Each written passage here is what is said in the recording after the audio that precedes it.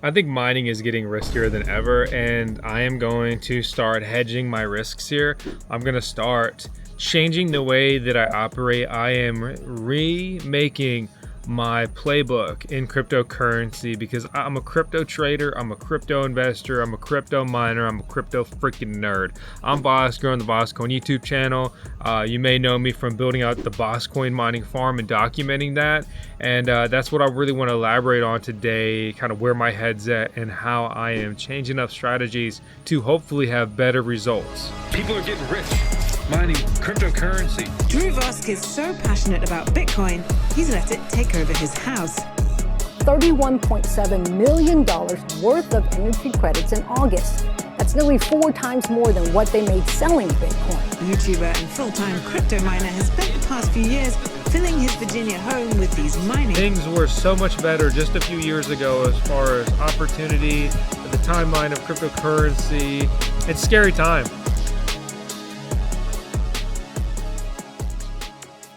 Recently, I received a comment, and I really appreciate you guys take the time to comment. I try to read all of them, even good, bad, great, ugly, funny. And he said something that kind of stuck out to me. He's like, I get the mining passion, but I don't get the risk on risk investment, right? Look, I can't give you investment advice. I'm just kind of talking about me and what I'm doing here personally. And honestly, I get it, and I've been thinking about it, and that was a good way to verbalize it. And the bottom line is that many of these new miners that we are watching come out, some of them I'm acquiring, they are very risky, right? You buy it for $1,000, it makes $5 for a week, and then it's already down to $250 the next week. And cryptocurrencies generally over the last year have all gone sideways or down, which is compounding with additional mining difficulty, really just ravaging those returns. So if you really believe in a coin, why not just buy a fat stack of the coins and you don't have all the risk of this mining hardware and the mining competition, right? And the work associated with deploying miners. A couple miners, easy passive income. A bunch of miners, it becomes a part-time job. It's true. It's kind of what I've been thinking about. And it's like, well, when things go up, it'll all work out. But if you believe in the upside or just simply hopeful or even simply betting on the upside, well, you get that same upside with just buying the coin. And I've talked about this before on the channel, but the math is pretty simple. Let's say we got $1,000 or $10,000 or whatever. We could buy however many coins. That day, the end. We got 1,000 coins for $1,000. Or we could buy a miner for $1,000. Or let's say $900, and it costs us $100 to run over the next year. Right, so over the next year, we essentially spend $1,000. Over the next year, will we mine $1,000 of coins? Or even more precisely, will we mine 1,000 coins like we were able to buy on that early date, right? Maybe we mine a similar dollar amount, but the coins go up in value and it's actually a low return that it could have been, and we put in more risk and work. Maybe the coin takes off and the mining hardware becomes really valuable. Over the last couple of years, that's never been the case, but in the previous bull run, that was a real thing that happened. There's all these variables, and at some point, if you mine more coins after you account for any costs of hardware as well as electricity than you could have bought at that one time-stamped period, then mining was the better move. Because at that point, you've got more coins than you could have bought, and or depending how you want to look at the equation, you also own hardware that has some sort of tangible value. So that's kind of like the mining pitch. But it just hasn't been working out that great. And you look at these coins that step down so dramatically in price, like Caspa. Every month there's less coins to be mined with Caspa. It halves effectively annually, right? A Caspa miner that's super profitable today, if you want to call them super profitable at their current, mediocre profitability, will be absolute trash next year if that coin doesn't go up significantly in price. It's not an opinion, it's a fact based on the numbers. Also, you take the rising network difficulty, you'll be mining less coins just because more and more miners are coming online and more efficient miners are being deployed, and just more people want that Caspa exposure. I don't know, we sit here and say, Caspa tokens, KRC20s, please save us. For me, something about mining always keeps me focused. It keeps me long-term. It keeps me in the game. My miners literally DCA, dollar cost average me into cryptocurrencies in real time all day, every single day. I did not have the same discipline just buying coins or dollar cost averaging coins. You know, I work in cryptocurrency these days, and you know, I earn money through monetization of videos. We have some sponsored content and things like that, and I take that and then I reinvest it into the business. I reinvest it into miners. I use it to pay the electricity bills, which is, you know, an investment in itself, as I hodl those coins. And you know, you can replace that with your day job, right? Before I worked full-time in crypto, I was investing through my day job, and then I was mining, and I was earning, and I was trading, and I was longing, and I was dreaming, and you know, just kind of rolling everything back over. Years ago, it was a lot more difficult. There weren't so many cryptocurrency exchanges. There wasn't so much altcoin support. And one of the actually really cool things with mining is it could give you that early exposure to cryptocurrencies before they hit any exchanges. But things move so fast in cryptocurrency now. Most coins pretty much go straight onto the C-tier exchanges with pretty little effort. So you pretty much have to be an absolute early adopter to be beating that wave.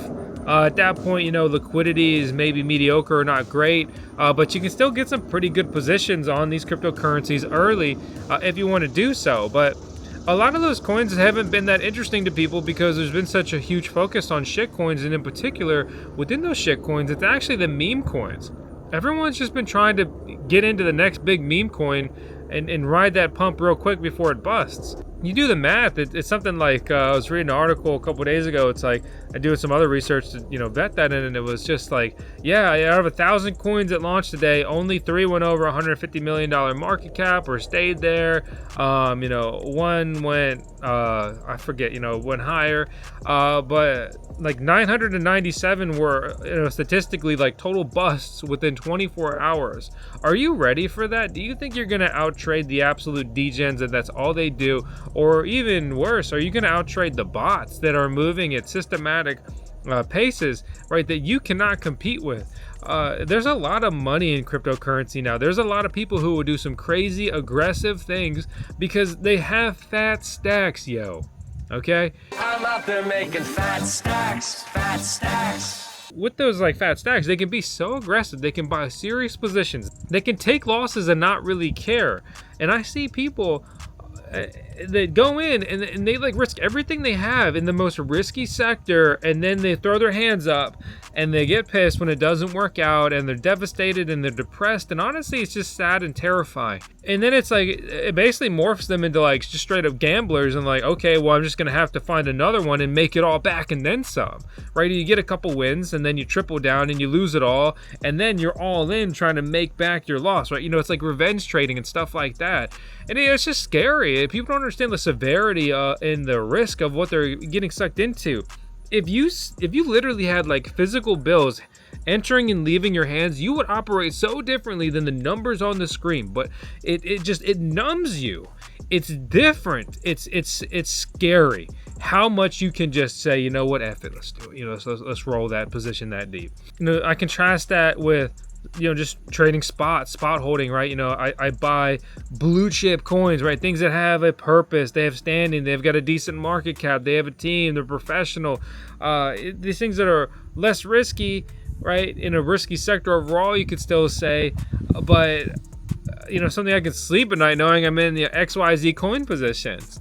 You know, it's why so many people just end up as Bitcoiners by the end of their crypto journey. They're like, yo, I'm so sick of these shit coins. I'm so sick of the volatility. You know, I made a bunch of money over here. I've lost a bunch of money over here. And if I would have just bought Bitcoin, I would have 3x'd my money. Easy peasy. And that's how so many people end up freaking orange pilled by the end of it. Or you look at Bitcoin as a store of value, and that's the other thing, you know, the people that do well with the altcoins, they rotate into Bitcoin, and then they use that Bitcoin as a store of value, because guess what's going to be here in 5 years? Bitcoin. A shitcoin number 27 that launched on Solana is not going to be here. So if you use that as a store of value, well, you're going to end up without value. I contrast that with mining, right? And mining was a great way to kind of keep me DCAing in, long game, casually accrue coins, learn so much about the tech. And it was just fun and engaging. And way back when we were building miners, and then it was really taking over the ASIC miners, which wasn't as fun or engaging. But I was able to still get a lot of the building fulfillment by building out a bigger scale mining farm, right? Diving into like immersion mining and liquid cooled mining and trying all these different things where I was getting that tinkering DIY fulfillment out of a different avenue within that mining piece, right? I wasn't tweaking the rig and trying these things and messing with overclock settings. I was designing a shed. I was cutting holes in it. I was learning about electricity. We were running wire.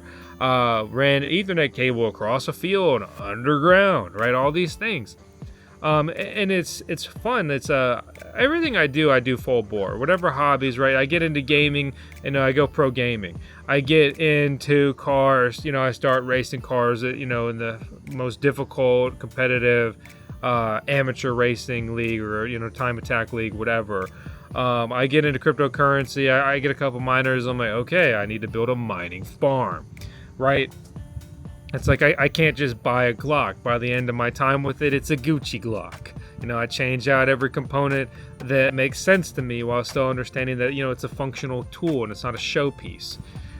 So that's just kind of me, my mindset, kind of what I do and how I think about and approach these things. And I notice with this era of new investors and kind of a little bit more focus on like the Gen Zs, I think that they really feel like they could work their whole life and never get where they want to go, right? Some of them have like these boomer parents, and it's like, well, work hard, do your 9 to 5, save your money, buy a house, and everything will work out, and you'll have all this one day. But with inflation and the way that things are skewed, like, it's not going to work out that way. Like, they could work their 9 to 5 forever, and they're going to stay poor due to a $3,000 rent. Obviously there's so many variables and things. That's not just a simply always true blanket statement. But the point is, to get where they want to go in this social media era where there's just all this stuff thrown in your face that makes you feel insignificant so quickly if you don't have the nice car, the nice house, the good relationship. Oh, you're not going on lavish vacations either. You're not doing all these things. Then you must just be failing. We live in this instant gratification material world, and yet everyone seems to be unhappier than ever. I wonder why. What that is doing is driving a lot of risky moves. It's a 9 to 5 and saving. What's the point? They inflate so hard that my money in a savings account is losing buying power against the dollar. Like literally putting it in almost anything else that's a store of value, like stocks, or you put it in the S&P 500, or you put it into Bitcoin more favorably, right? And you end up with more buying power moving forward. But then how can you expedite that? Then they start looking at these very risky, very new shit coins. And that's just kind of how that kind of comes together. And it's a scary time, really. It's so difficult. Things were so much better just a few years ago as far as opportunity, the timeline of cryptocurrency. It was very much a perfect storm in retrospect, but it wasn't as clearly viewed and understood due to the uncertainty and the lack of total belief in the cryptocurrency sector. But you best believe with companies that run the world, for better and worse, really more for worse, like BlackRock, right? Getting into crypto and holding Bitcoin and Ether positions, this stuff's not going away, but it's getting institutionalized, it's getting stabilized, and it's being controlled. Look at gold. Oh, how exciting is gold? Not very. Why? Because the big boys own and control it. Gold is flawed from the beginning because it has no blockchain, it has no on-chain trading, it has no mechanics to circumvent that industrialized control and manipulation. Bitcoin and cryptocurrencies do. They're not immune to it, but it's so much better. I mean, you go buy a block of gold, congrats. Good luck selling it. You're going to take a fat hit. How do you do that? Got to leave the house, all this stuff, right? I could, just like that, I just bought some Bitcoin. Just like that, I just sold some Bitcoin. Just like that, I just bought Bitcoin and withdrew it to my cold storage wallet, and I have true, literal ownership, custody of that coin. Now, this is where my head's at today. Let me know your thoughts on all this stuff down in the comments below. Again, I am Vos. You're on the VoskCoin YouTube channel. This is Tails. She is my CIO. She's my Chief Investing Officer. I take all of my personal investment advice from her. She is definitely the best investor I've ever met. But anyway, I'm just messing around. You guys have a good one. Thanks for watching. I hope you subscribe. Let me know your thoughts. I'll see you on the next video. Hey, you want to buy a mining rig? Do you want a pretty good price on it and pretty fast shipping? Then you may be looking for ASIC Marketplace. Click our link in the video description below to not only support our channel, but support yourself with the coupon code we've got right next to it.